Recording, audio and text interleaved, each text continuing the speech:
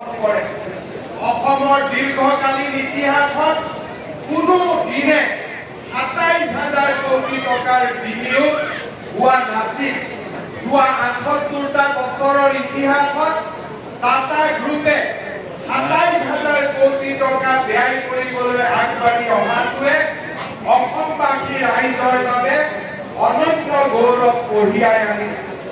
আজিৰ এই সুন্দৰ দিনটোত মই অসমৰ অৰ্থনৈতিক পুনৰুত্থানৰ হাতকটীয়া হিচাপে টাটা ছেমিকণ্ডাক্টৰ ইণ্ডাষ্ট্ৰী সফল হওক তাৰ বাবে মই আকৌ এবাৰ নেদেখাজনৰ ওচৰত প্ৰাৰ্থনা কৰিম। এই বছৰত তৃতীয়টো অনন্য প্ৰাপ্তি আছিল গুৱাহাটী ৰিং ৰোড পৰিযোজনাৰ স্বীকৃতি।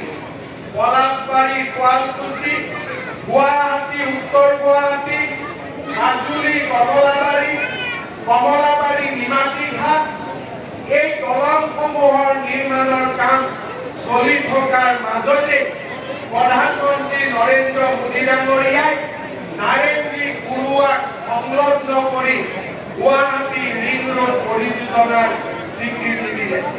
মই বিশ্বাস কৰোঁ এনেধৰণৰ মূলধনী বিনিয়োগে আমাৰ ৰাজ্যখনক এক নতুন জীৱন দিব, এক নতুন প্ৰাণ দিব। মই সঁচাকৈয়ে অত্যন্ত আনন্দিত যে টাটাৰ ছেমিকণ্ডাক্টৰ গুৱাহাটী ৰিং ৰোডৰ দৰে পৰিযোজনা আজি আমাৰ কাৰ্যকালৰ সময়ছোৱাতে স্বীকৃতি লাভ কৰিবলৈ সক্ষম হৈছে। মাননীয় প্ৰধানমন্ত্ৰী মোদী ডাঙৰীয়াৰ নেতৃত্বত আজি বিশ্ব মসনদত ভাৰতৰ প্ৰগতি যাত্ৰা অপ্ৰমাণী গতিত আগুৱাই গৈছে।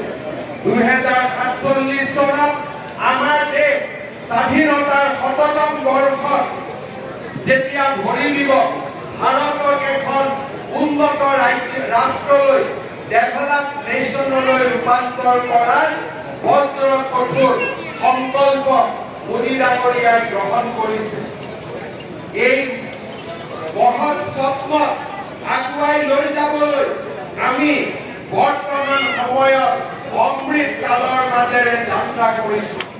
আমাৰ সপোন হৈছে স্বাধীনতাৰ ১০০ বছৰ পূৰ্ণ কৰা দিনটোত আমাৰ দেশখন যাতে বিশ্বৰ এখন অগ্ৰণী অৰ্থনীতিত পৰিণত হয়।